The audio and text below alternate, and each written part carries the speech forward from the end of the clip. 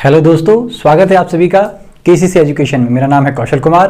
तो दोस्तों, आप सभी को पता है हम कर रहे हैं एस्ट्रोनॉमी। जी हाँ, और आज ये एस्ट्रोनॉमी का हमारा 9th लेक्चर होने वाला है। जी हाँ दोस्तों, ये 9वां लेक्चर होने वाला है हमारा। और अभी तक हम आपको 8 लेक्चर करा चुके हैं।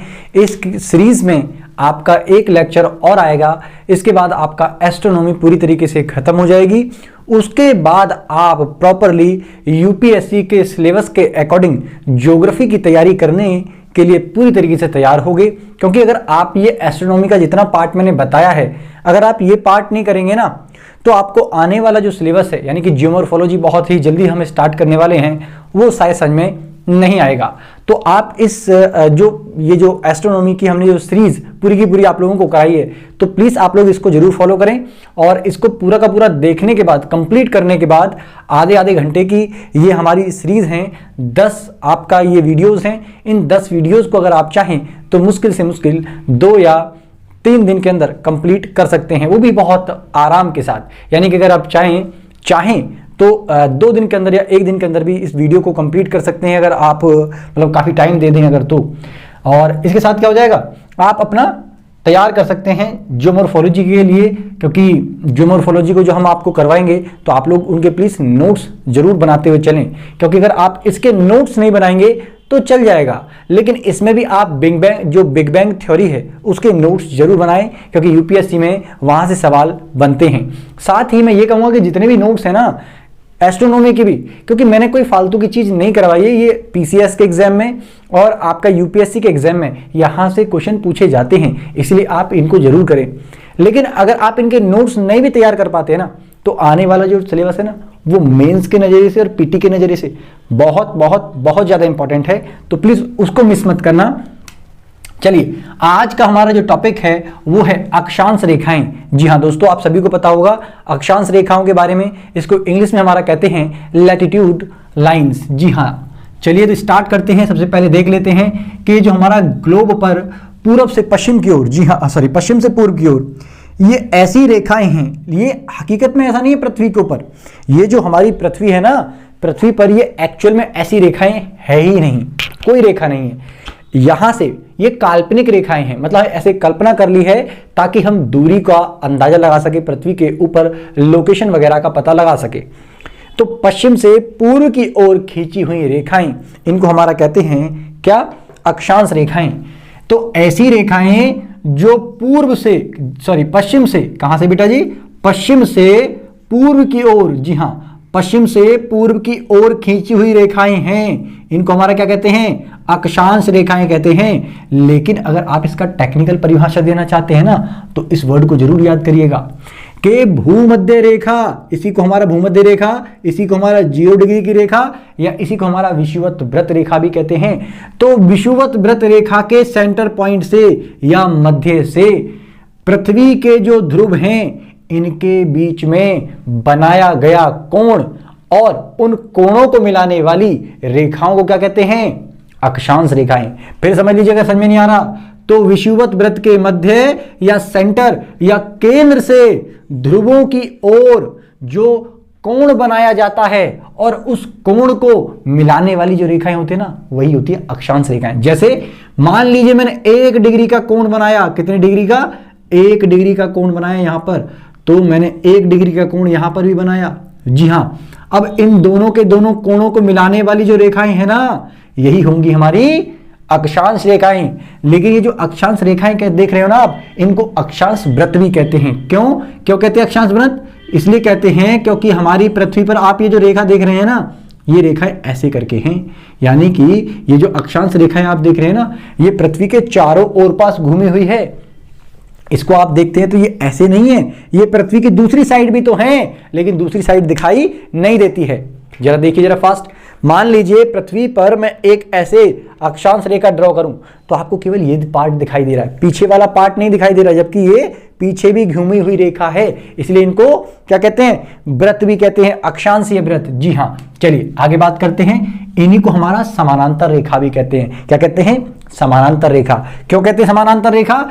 क्योंकि पृथ्वी पर जब ये रेखाएं खींची जाती हैं ना, तो इनके बीच की जो दूरी होती है ना, दो रेखाओं के बीच की दूरी बिल्कुल समान होती है, एक समान। यानी कि यहां पर भी समान, यहां पर भी समान, यहां पर भी समान, यहां पर भी समान, ध्रुवों तक इनके बीच का जो डिस्टेंस पाया जाएगा, दो रेखाओं के बीच का जो डिस्टेंस है ना, ये इक्वल रहने वाला है। जी हाँ, इसलिए इनको समानांतर रेखा भी कहते हैं। लेकिन जो दो हमारी रेखाएं हैं ना, क्या हमारा दो रेखाएं हैं, मान लीजिए कि हमारा क्या है, ये हमारा ग्लोब है या पृथ्वी है और ये हमारा 0 डिग्री। तो अगर आप ये देखेंगे ना, ये जो अक्षांश रेखाएं हैं, इन अक्षांश रेखाओं के बीच का जो क्षेत्र है, मान लीजिए अक्षांश रेखा का बीच का क्षेत्र ये वाला है ना, इस वाले क्षेत्र को क्या कहते हैं, हमारा कटिबंध, जोन कहते हैं। जी हाँ, कटिबंध आपने सुना भी होगा, कई सारे कटिबंध में जलवायु जब हम पढ़ाएंगे ना, तो ये कटिबंध आपको काम आएगा, ठीक है ना। जब क्लाइमेटोलॉजी पढ़ाएंगे तो क्लाइमेटोलॉजी में ये जो कटिबंध है बहुत प्रयोग होते हैं। तो ध्यान रखिएगा, दो अक्षांश रेखाओं के बीच का जो क्षेत्र है ना, इस पूरे क्षेत्र को क्या कहते हैं, कटिबंध के नाम से या फिर जोन के नाम से जानते हैं। लेकिन साथ एक चीज और समझो कि ये जो दो रेखाओं के बीच का जो गैप है, कितनी दूरी है, 111 किलोमीटर। कितना? 111 किलोमीटर की दूरी होती है दो अक्षांश रेखाओं के बीच की जो दूरी होती है, ठीक है। चलिए, ये जो रेखाएं हैं वृत्ताकार की होती हैं, और मैंने बताया कि हमारी जो अक्षांश रेखाएं हैं ना, प्रत्येक 1 डिग्री के कोण पर, जी हां, कितने डिग्री के, 1 डिग्री के कोण पर ऐसे करके, जी हां, 1 डिग्री का कोण बनता गया और ये रेखाएं खींचते चले गए हैं, हम ये रेखाएं खींचते चले गए हैं। तो ये टोटल रेखाएं कितनी हैं, टोटल है ये 181। जी हां, 181। ऐसा कैसे मैं बता रहा हूं 181 है, तो इसको भी जरा समझने का आप लोग प्रयास करें। 181 कैसे हैं, जैसे जरा देखो, ये हमारी सारी रेखाएं कितनी है, 181। क्यों? क्योंकि ये 0 डिग्री अक्षांश हो गई, और ये जो उत्तरी गोलार्ध है, यानी कि पृथ्वी को दो बराबर भागों में बांटने वाला जो रेखा है, उसको हम भूमध्य रेखा या 0 डिग्री रेखा कहते हैं। तो ये हो गया हमारा उत्तरी गोलार्ध और ये हो गया हमारा दक्षिणी गोलार्ध। तो 90 डिग्री उत्तरी गोलार्ध में और 90 डिग्री दक्षिणी गोलार्ध में रेखाएं हैं। तो 9 दूनी 18, 180 हो गई, प्लस ये 0 डिग्री की भी तो एक रेखा है, 0 डिग्री की भी तो एक रेखा है, इसलिए क्या हो गया, ये 181 रेखाएं हो गई। तो टोटल रेखाएं पूछेगा तो कितना, 181। और जबकि उत्तरी गोलार्ध में देखेंगे तो हम 90 है देशांतर, और दक्षिण गोलार्ध में देखेंगे तो वहां पर भी 90 देशांतर हैं। यानी कि 1 2 3 4 5 6 7 8 ऐसे करके 90 डिग्री दक्षिणी गोलार्ध में, 90 डिग्री उत्तरी गोलार्ध में हमारी कितनी है, 180 रेखाएं हैं। और प्लस हमारा हो जाएगा विषुवत व्रत, यानी कि 0 डिग्री वाला, तो कुल हो जाएंगे हमारी 181। आई होप आपको समझ में आया होगा। अक्षांश के मध्य की दूरी ध्रुवों पर क्या होती है, समान रहती है। ध्यान रखिएगा, दो अक्षांशों के बीच की ये दूरी है ना, कितनी, 111 किलोमीटर। ये विषुवत व्रत पर भी इतनी पाई जाएगी, दो अक्षांशों के बीच की दूरी, और ध्रुवों पर भी, यानी कि ध्रुवों पर जाने पर ये कम नहीं होती है, इस बात को ध्यान रखिएगा। लेकिन ध्रुवों पर जाने पर ये जो व्रत होते हैं ना, ये व्रत छोटे होते चले जाते हैं। ये व्रत क्या हो जाते हैं, छोटे। और ध्रुव तो कोई व्रत बनता ही नहीं है, वो तो एक मात्र बिंदु जैसा है, बिंदु जैसा। ध्यान रखिएगा इस बात को, ठीक है ना। तो फिर समझ लीजिए कंफ्यूजन हो जाएगा इसमें, क्योंकि दिक्कत आती है जब हम ध्रुवों पर जाएंगे, भूमध्य रेखा से ध्रुवों की ओर बढ़ेंगे, तो दो अक्षांश रेखाओं के जो बीच की दूरी है ना, वो कभी भी कम नहीं होगी, वो एक समान रहेगी, इसलिए इनको समानांतर रेखाएं भी कहते हैं। लेकिन ध्रुवों पर जाने पर इन रेखाओं की जो लंबाई है, क्या है, लंबाई है, इनका जो आकार है, ये छोटा होता जाएगा। यानी कि सबसे बड़ी जो हमारी अक्षांश रेखा लंबाई के मामले में मिलेगी, या हमारा जो सबसे बड़ा अक्षांशीय व्रत है, वो कहां मिलेगा, भूमध्य रेखा पर। भूमध्य जो रेखा है ना, वही सबसे बड़ा अक्षांशीय व्रत है। आप इस पृथ्वी को देखिए तो ये क्या है, ध्रुवों पर दबी हुई है, पिचकी हुई है, जबकि यहां पर ये उभरी हुई है। तो आप खुद सोचिए ना, इसका पेट निकला हुआ है और मैं धागे से लेके इसको पिरोऊं और एक छल्ला बना दूं या एक रिंग बना दूं और यहां पर एक रिंग बनाऊं, तो ये रिंग छोटी नहीं बैठेगी, ये रिंग बड़ी नहीं बैठेगी। तो इसका मतलब है कि ध्रुवों पर जाने पर जो अक्षांश रेखाएं हैं ना, उनकी जो लंबाई है वो घटती जाती है, कम होती जाती है। अब जरा इसको भी समझिए, क्योंकि अगर आपने इतना समझ लिया है ना, तो आपको ये भी समझने आना चाहिए, क्योंकि ये हमारा पूरा का पूरा जलवायु में बहुत काम आने वाला है। कैसे, जरा समझिए। ये हमारा क्या है, ये हमारा भूमध्य रेखा है। तो भूमध्य रेखा कितनी डिग्री पर है, 0 डिग्री पर, जबकि ये हमारा कर्क रेखा है। जी हाँ, कर्क रेखा। तो अगर आप कर्क रेखा को देखेंगे ना, तो कर्क रेखा कितने पर है, 23.5 डिग्री। लेकिन 23.5 डिग्री उत्तरी अक्षांश को कर्क रेखा कहेंगे। यानी कि जो अक्षांश रेखाएं हैं ना, 1 2 3 4 5 6 7 8 ऐसे 90 डिग्री तक है। तो 23.5 डिग्री की जो अक्षांश रेखा गुजर रही है उसे कहते हैं हमारा कर्क रेखा।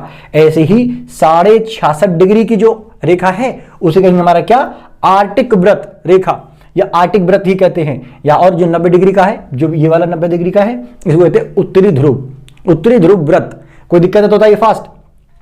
ऐसे ही हमारा नीचे जब आप आएंगे तो 23.5 डिग्री दक्षिणी गोलार्ध में, इसको कहेंगे हमारा मकर रेखा। क्या कहेंगे, मकर रेखा। जी हाँ, मकर रेखा।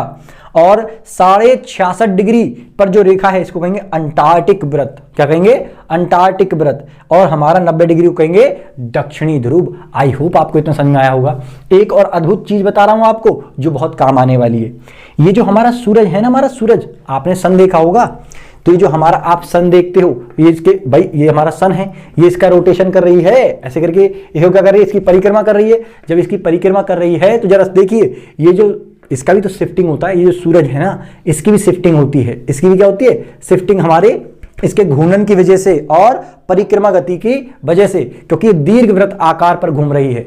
तो जो हमारा सूरज है ना, ये कौन कौन सी रेखाओं के बीच में, ये कर्क रेखा और मकर रेखा के बीच में ही केवल गतिमान रहता है। जी हां, किसके बीच में, मकर रेखा और कर्क रेखा के बीच में ही गतिमान रहता है। इसका मतलब यह है कि इससे आगे सूरज नहीं जा सकता। इससे आगे सूरज का प्रकाश कैसे पड़ेगा, तिरछा पड़ेगा। कैसे पड़ेगा, तिरछा। अब जरा देखने का प्रयास कीजिएगा। तो ये हमारा यहां पर स्टार्ट होगा। मान लीजिए यहां से सूरज चलना हमारा स्टार्ट हुआ, कहां से, ये जो हमारा मकर रेखा है, और मकर रेखा से हमारा भूमध्य रेखा पर जाने में कितना समय लगाएगा, 3 महीने। कितने महीने लगाएगा, 3 महीने। और इसके बाद फिर जो हमारा मकर रेखा के बाद, मकर रेखा से भूमध्य रेखा पर 3 महीने हो गए। फिर देखिए भूमध्य रेखा से कर्क रेखा पर जाएगा, कितने महीने, 3 महीने यहां। तो 3 और 3 6। फिर वापस लौटेगा यहां से, फिर 3 महीने, कितने हो गए, 9। फिर 3 महीने यहां पर वापस लौटेगा, कितने हो गए, 12। इस तरीके से हर 3 महीने में ये क्या करता है, हमारी इन तीनों रेखाओं को ये पार कर, एक रेखा को पार करता है। यानी कि मकर रेखा से भूमध्य रेखा पर जाने पर सूर्य कितना समय लगाता है, 3 महीने का समय। और भूमध्य रेखा से कर्क रेखा पर जाने पर 3 महीने। ऐसे ही वापस लौटते समय भी तो 12 महीने ऐसे हमारा गतिमान रहता है सूरज। किसके बीच में, ये मकर रेखा से कर्क रेखा। 12 महीने के अंदर हमारा किसको परिवर्तित करता है, ये ऋतुओं को और मौसम पर प्रभाव डालता है। तो ध्यान रखिएगा कि जो हमारा मकर रेखा है ना, मकर रेखा, ये मकर रेखा पर कौन सी तारीख को होगा, 22 दिसंबर। मकर रेखा पर सूरज क्या होगा, 22 दिसंबर को। इसके नीचे तो ये आ नहीं सकता, तो 23 दिसंबर को क्या करेगा, ये ऊपर को जाना, ऊपर को खिसकना स्टार्ट करेगा। अब हमारे पास कुछ है नहीं सिस्टम हम आपको दिखा पाते। तो मान लीजिए यही है ना, ये हमारा सूरज है, ये हमारा क्या है, सूरज है। अब ये धीरे धीरे ऐसे करके ऊपर को बढ़ना स्टार्ट करेगा, कर्क रेखा तक जाएगा, और फिर कर्क रेखा से हमारा नीचे को आएगा, कर्क रेखा से फिर ऊपर को जाएगा, फिर नीचे आएगा। ऐसे करके सालों साल क्या करता रहता है, हमारा गति करता रहता है। तो मकर रेखा से कर्क रेखा तक जाने में 6 महीने, और कर्क रेखा से मकर रेखा तक आने में फिर हमारे वापस 6 महीने। तो 22 दिसंबर को यहां पर पहुंच जाता है मकर रेखा पर, और 23 दिसंबर को फिर ये ऊपर को बढ़ना स्टार्ट करता है। इसलिए आपने सुना होगा कि 22 दिसंबर को किसकी, बड़े दिन की छुट्टी मनाते हैं। क्यों मनाते हैं, क्योंकि इसके बाद जैसे ये ऊपर को खिसकना स्टार्ट कर देगा ना, तो उत्तरी गोलार्ध में क्या हो जाएंगे, दिन बड़े होने लग जाएंगे। दिन की अवधि कैसी होने लग जाएगी, बड़ी होने लग जाएगी। दिन की अवधि बड़े होने का मतलब ये नहीं है कि दिन 12 घंटे से 13 घंटे का हो जाएगा, ना ना।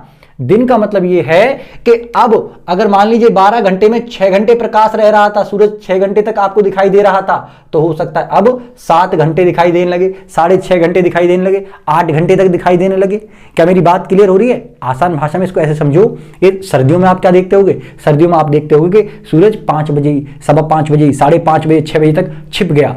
गर्मियों में आपको दिखता होगा कि 7 बजे, 8 बजे तक सूरज की रोशनी रहती है, 7 बजे तक तो रहती ही है मिनिमम।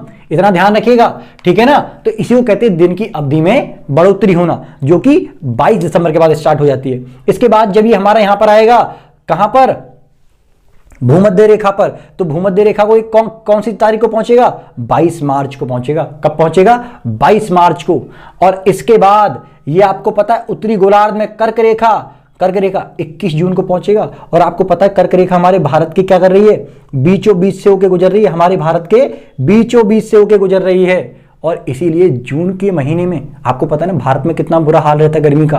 तो इसलिए ध्यान रखिएगा, उत्तरी गोलार्ध में जून के महीने में क्या पड़ेगी? गर्मी पड़ेगी, जबकि दक्षिण गोलार्ध में सर्दियां होंगी। देखिए, सूर्य कर्क से मकर रेखा के बीच में क्या करता है? गतिमान रहता है, इसी के बीच में गतिमान रहता है। और 22 मार्च को मैंने बताया था कि 22 मार्च को कहां पर? भूमध्य रेखा पर। हमारा सूरज कहां पर होगा? भूमध्य रेखा पर होगा। इसीलिए इसकी लंबवत किरणें पड़ेंगी। लंबवत मतलब बिल्कुल सीधी किरणें पड़ती हैं, जिसके कारण क्या हो जाएगा? 22 मार्च को सबसे बड़ा दिन होगा पूरी पृथ्वी के ऊपर। जी हां, और सबसे बड़ी रात भी होगी। जी हां, 22 मार्च को सबसे बड़ा दिन और सबसे बड़ी रात होगी पृथ्वी के ऊपर। कोई दिक्कत है तो बताइए फास्ट।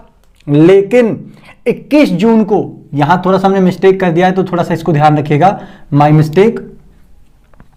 यहां 21 जून आना चाहिए था दोस्त, ये थोड़ा सा सुधार कीजिएगा कि उत्तरी गोलार्ध में सबसे बड़ा जो दिन होगा ना वो 21 जून को होगा। कब होगा?